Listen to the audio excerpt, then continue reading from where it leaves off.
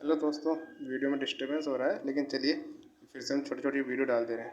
जैसे ये सवाल था, अभी हम लगाने बैठे हैं तो हमें अभी नहीं हो रहा है, हमने छोड़ दिया, उसको रोक दिया तुरंत। अगला सवाल आते हैं फटाफट। उस विकल्प का चयन करें जो सही रूप में रिक्त स्थान की को भरे एवं श्रृंखला को पूरा करे। मैं आपको दिखा दे रहा हूँ, ठीक है। क्या है, आप थोड़ा गौर से करिए।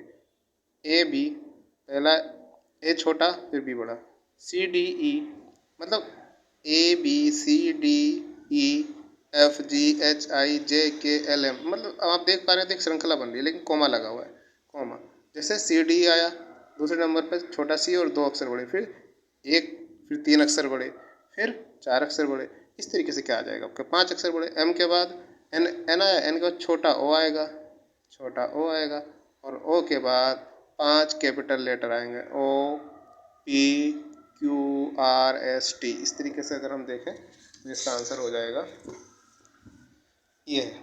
यहाँ पे ओ, देख रहे हो, O P Q R S T. इस तरीके से उस संख्या का चयन करें जो निम्न समूह से संबंधित नहीं है।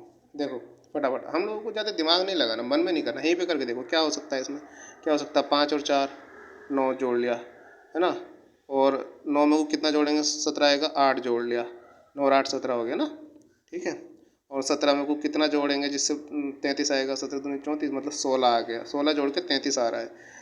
इस तरीके से आप देख रहे हैं एक श्रेणी बन रही है, चार दूनी आठ, आठ दूनी 16, 16 दूनी 32, यहाँ मतलब 32 का अंतर होना चाहिए। तो 33 में को 32 जोड़ेंगे तो कितना आएगा, 65 आना चाहिए, लेकिन हो रहा है क्या, 66। तो ये गलत है, वो बोला ना निम्न समूह से संबंधित नहीं है, तो कौन सा संबंधित नहीं, 66 नहीं, क्योंकि यहाँ 65 आना चाहिए। इसमें दो श्रेणी बन रही है। हम जैसे यहाँ पे आया चार, यहाँ पे आठ का अंतर, यहाँ पे 16 का, तो अब यहाँ पे 16 दूनी 32 का अंतर होना चाहिए, लेकिन ये हो रहा है 33 का अंतर। इसका मतलब यहाँ पे 65 आना चाहिए, तो ये गलत हो गया, ठीक है। अब ये सवाल क्या होते हैं, आकृति वाले, इनमें कुछ नहीं होता है, बिल्कुल आपको बस एक क्रम देखना होता है, एक क्रम के बाद वो घटते हैं या बढ़ते हैं, ऐसा ही बस इनमें होता है। इसमें फिलहाल ये बढ़ने वाला क्रम है।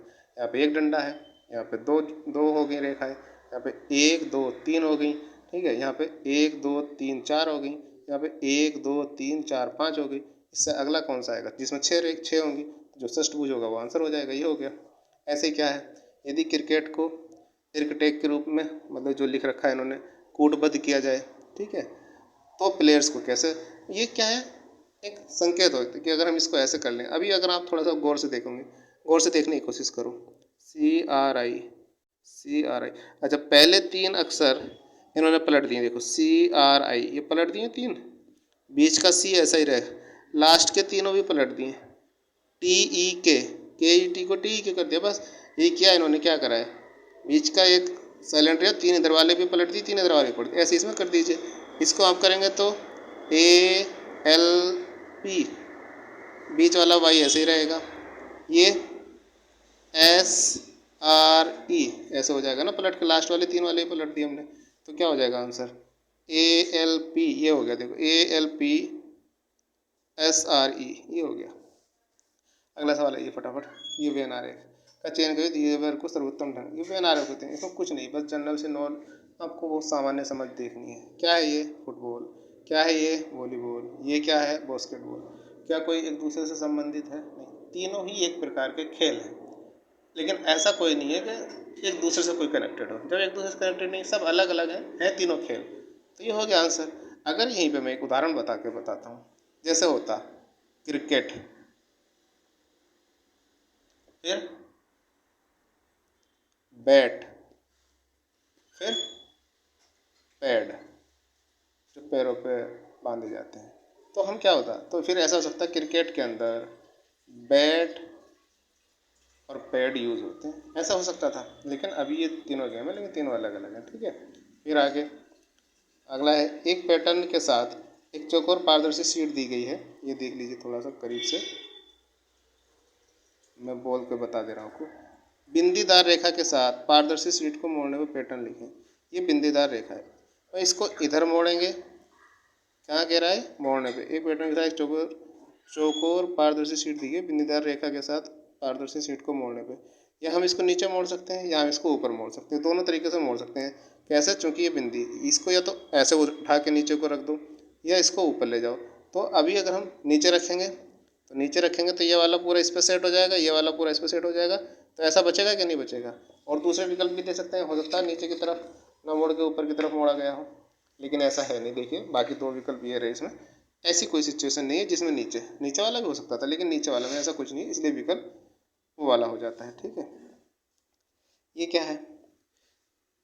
सभी सेब आम है, कोई भी आम सस्ता नहीं है। देखो ये क्या कह रहा है, ये बहुत आसान से सवाल होते हैं, इनको थोड़ा समझने की कोशिश, इनको जरा हम ये एक वेन डायग्राम से करने की कोशिश करते हैं। देखो ये क्या कह रहा है, सभी सेब आम हैं। ये एक हमने सेब का गोला बना दिया, सभी सेब मतलब ये सेब है। ये कह रहा है सभी सेब क्या है, आम है, ये आम का गोला हो गया। ठीक है, अब क्या कह रहा है, कोई भी आम सस्ता नहीं है।